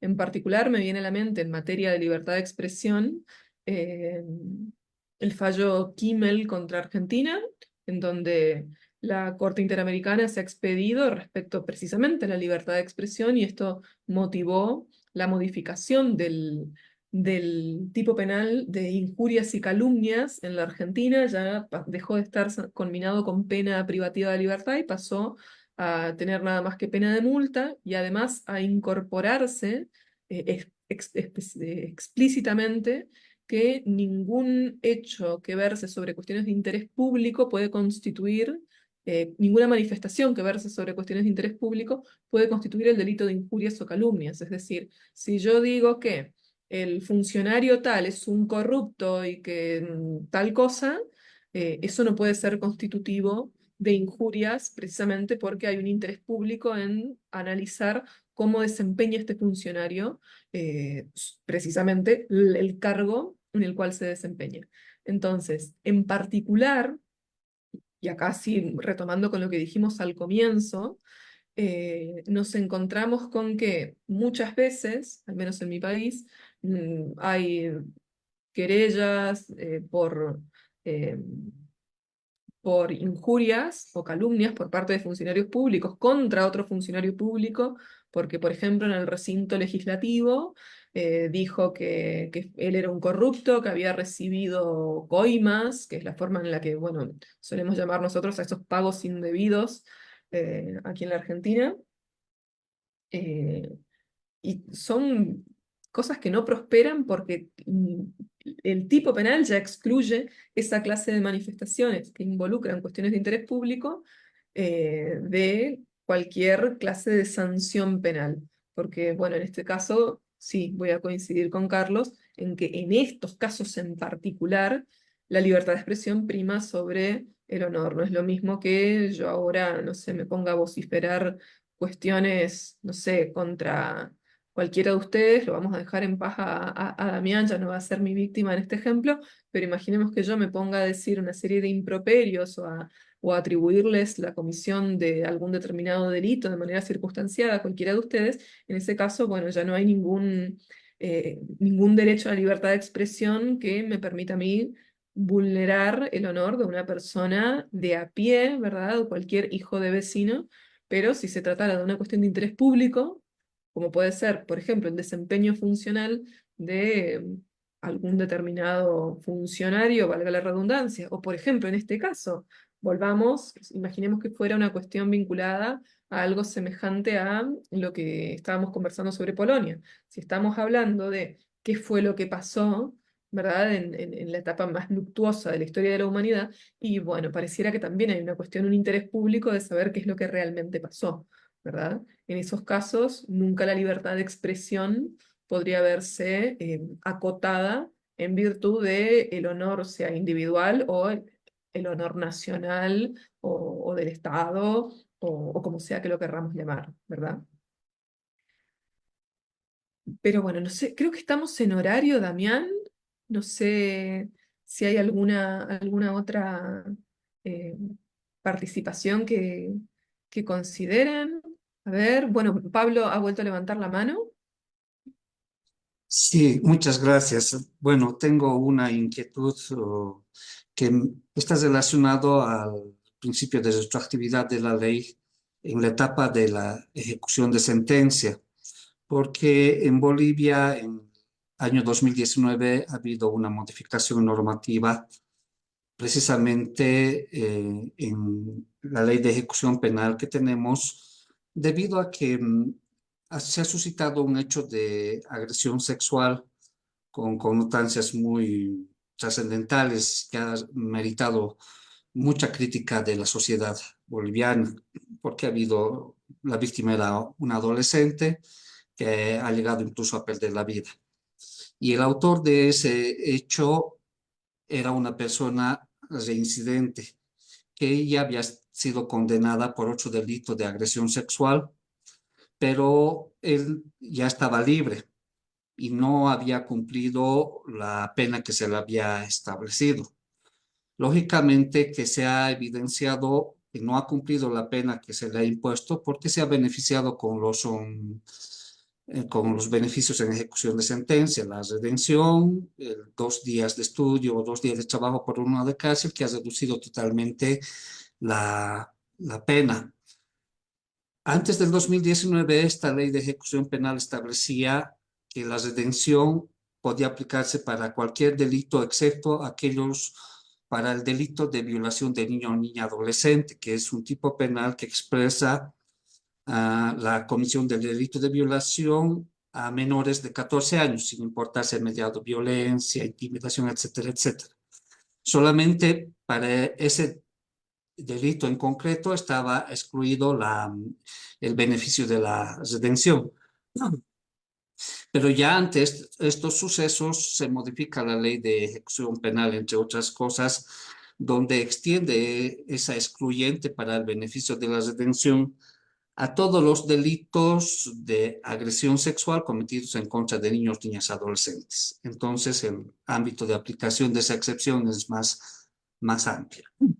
Ahora, sucede que empieza la vigencia de esta ley a partir de 2020, pero han surgido controversias porque personas que han sido condenadas el 2019 han solicitado la aplicación del beneficio de la redención al momento de la vigencia ya de la actual ley, pero ellos alegando de que la retroactividad de la ley de ejecución penal les alcanza porque es más favorable a ellos. También se ha dado otra figura de personas que han sido condenadas ya con esta nueva ley, pero el hecho se había cometido antes de su vigencia, también quieren someterse a la retroactividad de la ley más favorable. Entonces, mi consulta va en dos sentidos. Una, ¿se considera la ley de ejecución sustantiva o adjetiva para que se aplique la retroactividad de la ley, la retrospectividad o la ultraactividad? Porque había alineamientos que establecían que no se puede aplicar a la ley penal favorable, la ley antigua más favorable, porque la ley de ejecución penal no es sustantiva, sino es adjetiva, ¿no? Entonces estamos en esa discusión aquí en Bolivia. Y otra situación más, al momento de analizar la retroactividad de la ley, cuando analizamos desde los principios del derecho penal, creo que es clara la figura que tenemos que aplicar, pero cuando nos enfrentamos a delitos en razón de género, bajo la perspectiva de género, ¿será que tenemos que hacer ese mismo análisis? Entonces son esas dos consultas que quiero hacerle, querida doctora Andrea. A ver, yo considero, y bueno, me acompaña buena parte de la doctrina, que la ley de ejecución es una ley sustantiva, no una ley adjetiva, más allá de que, por supuesto, eh, involucra un montón de cuestiones propias del procedimiento de ejecución. Esto es inevitable, pero al regular en concreto y minuciosamente lo que es el corolario de todo lo que nosotros venimos estudiando como ley de fondo, ¿verdad? Que es la aplicación concreta de la pena, es una ley penal, ¿sí? En todo caso, podrá ser una ley penal ya en la etapa de ejecución, pero es ley penal, ¿sí? Es ley penal, y en este sentido le alcanzan, por lo tanto, todos los principios que veníamos enumerando, y principalmente, que es lo fundamental, me atrevo a afirmar sin ir a revisar cuáles son los países firmantes del Pacto San José de Costa Rica. Bolivia estoy segura de que ha suscrito el tratado. Esto me parece que estamos sin necesidad de revisar. eh, Estamos todos en la misma página a nivel latinoamericano. Así que en ese sentido hay una cuestión convencional. La no observancia de este principio puede generar un agravio convencional, es decir, habilitar la vía para un eventual planteo ante la Corte Interamericana de Derechos Humanos. Nosotros en Argentina también hemos tenido muchas modificaciones, no en el 2019, creo que me dijiste. eh, Nosotros las tuvimos en el 2017, varias modificaciones tanto al Código Penal como a la ley de ejecución penal, es decir, a la ley de ejecución de la pena privativa de libertad, todas, por supuesto, de corte muy punitivista, restringiendo el acceso, por ejemplo, bueno, creo que lo que llamaste redención es lo que para nosotros podría ser una libertad condicional, es decir, un egreso anticipado de la prisión en la medida en la que se cumplan determinadas condiciones de conducta, de paso del tiempo, etcétera, etcétera. Eh, y por ejemplo, en particular en materia de prisión perpetua hay un gran debate. Antes la prisión perpetua implicaba en la Argentina, en realidad también se discutía 25 o 30 años, pero no era perpetua realmente. Y con la entrada en vigencia de esa ley del 2017 se vedó la posibilidad de ese egreso, pero por ejemplo, al no producirse todavía el agravio, porque supongamos que, no sé, yo cometí un delito combinado con prisión perpetua en el año 2016, tampoco transcurrieron, no sé, los 20 o 30 años que harían factible mi planteo, entonces al no producirse todavía el agravio, no se producen los planteos judiciales, pero sí en materia de otra clase de criminalidad, sí ya se está planteando y se va haciendo lugar al recurso cada vez que se da una situación así de este estilo de aplicación retroactiva de una modificación de la ley de ejecución penal. Y traigo a colación esta cuestión de la prisión perpetua concretamente porque en el caso de los femicidios, ¿verdad? Nos encontramos, y ya que trajiste a colación la cuestión de género, con un delito que trae aparejada prisión perpetua, y bueno, desde lo que podríamos llamar criminología mediática hay mucha presión al momento de analizar esta clase de casos, pero sin lugar a dudas aquí uno tiene que definir de qué lado de la Constitución va a estar, ¿no es cierto? Y de qué lado del tratado va a estar. Yo parto de la idea de que con o sin perspectiva de género hay cuestiones que no se discuten y que tienen que ver con la aplicación del principio de legalidad y de la aplicación de los tratados internacionales. En este sentido, bueno, me perdí un poco en la última parte. La pregunta respecto al género, ¿la podrías repetir, por favor? No, es en realidad ya al manifestar de que al, al momento de ver si voy a aplicar la perspectiva de género o el principio de legalidad, obviamente que tiene que aplicarse el principio de legalidad porque emerge desde la cuestión política del Estado.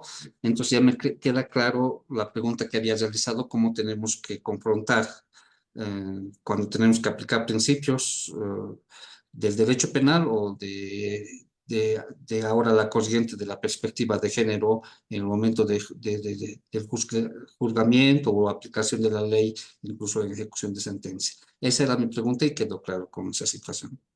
En materia de género, no nos olvidemos de que tenemos el mandato de la Corte Interamericana de Derechos Humanos que nos dice que lo tenemos que aplicar, ¿sí? No es una cuestión de corrientes o de modas ni nada por el estilo, sino que es la indicación que nos viene dado de la Corte Interamericana a todos los que integramos el sistema interamericano. Pero en este sentido yo creo que sí, haciendo un poco de futurología, vamos a tener algunos planteos en esta tensión que se genera muchas veces entre una cosa y otra, pero más allá de las recomendaciones, lo cierto es que podemos diferenciar los principios de las reglas, ¿sí? Las recomendaciones del texto concreto de la ley y de la convención. El principio de legalidad, el principio de irretroactividad de la ley penal es la regla, es lo que dice la ley escrita y tanto en la legislación interna de cada uno de nuestros países como también de la Convención Interamericana. Y las cuestiones de género, en todo caso, en este caso en particular, tienen que ceder estas ansias punitivistas a ver, son banderas que de por sí solamente un sector enarbola, porque en general la gran mayoría, por lo menos, y hablo desde mi conocimiento de lo que es de lo que somos las penalistas argentinas, y digo las penalistas específicamente, somos prácticamente todas las que conozco de corte más bien antipunitivista, es decir, quien conoce el paño del derecho penal sabe que el derecho penal en el fondo no soluciona nada y que la mejor política criminal es una buena política social, y esto es una práctica, perdón, es una frase de von List, o sea, estamos hablando de una frase que se viene repitiendo hace un siglo atrás, y es hora de que nos dejen en paz a los penalistas y dejen de intentar que nos hagamos cargo de un montón de problemas que en realidad se solucionan o se morigeran a través de otras políticas públicas que no son político-criminales precisamente. Así que creo que en este sentido, como cierre, ¿verdad? No es una... Es una frase que yo reitero muchísimo y que insisto, no es mía, sino de von List. la mejor política criminal es una buena política social. Y en este caso, creo que tener en claro cuáles son los principios y las reglas innegociables para el derecho penal es lo que nos va a poder precisamente acercar a esa meta que tiene el derecho penal en sí, que es la contención del poder punitivo. Ya de por sí, hace instantes cuando hablábamos del holocausto y demás, vemos que cada vez que el poder punitivo se desborda, sea a través de un gobierno legítimo, gobierno de facto, no olvidemos que Hitler llegó al poder legítimamente, ¿sí? Más allá de que después haya hecho lo que hizo, el acceso al cargo fue legal, fue habilitado por la ley alemana de ese momento, con independencia de eso. Cada vez que el poder punitivo se desborda, ocurren esta clase de cuestiones, ¿verdad? Se habilitan esta clase de masacres y en ese orden de ideas, saber qué es negociable y qué no, creo que, creo que es un punto de partida, un punto de largada que nos va a acercar a esa meta que es contener el poder punitivo. Bueno, Damián, me he pasado 2 minutos, te pido piedad. No, muchísimas gracias, querida Andrea, por acompañarnos este tiempo y plantear también abrir más bien este foro para hacer un análisis casuístico, que en la práctica es lo que sucede con el derecho penal. Es una cuestión de resolver casuística y enhorabuena que se traigan a colación estos ejemplos. Yo en realidad me veía tentado a opinar, pero no me gusta Era invadir los derecho. predios del derecho penal porque tengo temor de cometer graves errores. Estaba pensando más sobre todo de un derecho a la verdad, pensando en la inconstitucionalidad de la norma. Yo como buen Absolutamente de acuerdo. constitucionalista, pensando solo en la inconstitucionalidad de esa norma que pudo haber surgido en Polonia, porque también hay un derecho a la verdad y al Estado no le corresponde a través de la ley penal condicionar una verdad histórica. Entonces, pero bueno, no estaba dentro de eh, el ámbito del análisis de retroactividad de la ley, así que mejor. Pero en realidad cuando yo planteaba esta pregunta respecto a con qué legitimidad el Estado viene a escribir la historia a punta de derecho penal, la respuesta es Claro. esta, y no podría estar más de acuerdo con vos. Estamos 100% suscribo todas tus palabras. No, muchísimas gracias, Andrea. Bueno, gracias una vez más por esta participación. Un fortísimo abrazo hasta Argentina. Te devuelvo la palabra para que pudieras despedirte de esta audiencia. Bueno, también les agradezco a todos la atención. La verdad es que siempre que Latin Juris me invita a participar, disfruto mucho la participación en sí, la previa de la preparación de las clases también. Y la clase suele en general siempre tener estos tintes de intercambio que a mí me resultan sumamente provechosos. Creo que nunca aprendí tantas cosas como cuando comencé a enseñar, porque es de este intercambio en donde realmente aprendemos, los docentes también, así que les agradezco profundamente la atención y las participaciones a todos y espero volver, bueno, de por sí nos vamos a volver a encontrar, así que espero que en el segundo encuentro pueda recibir la misma calidez de todos ustedes y bueno, hasta pronto. Gracias. Gracias, muy buenas noches. Sí, en efecto, nos vemos con Andrea una vez más el 21 de marzo, así que será un hasta pronto. Y con todos ustedes, apreciados participantes, hasta mañana. Que tengan un feliz descanso y nos encontramos nuevamente en el horario establecido.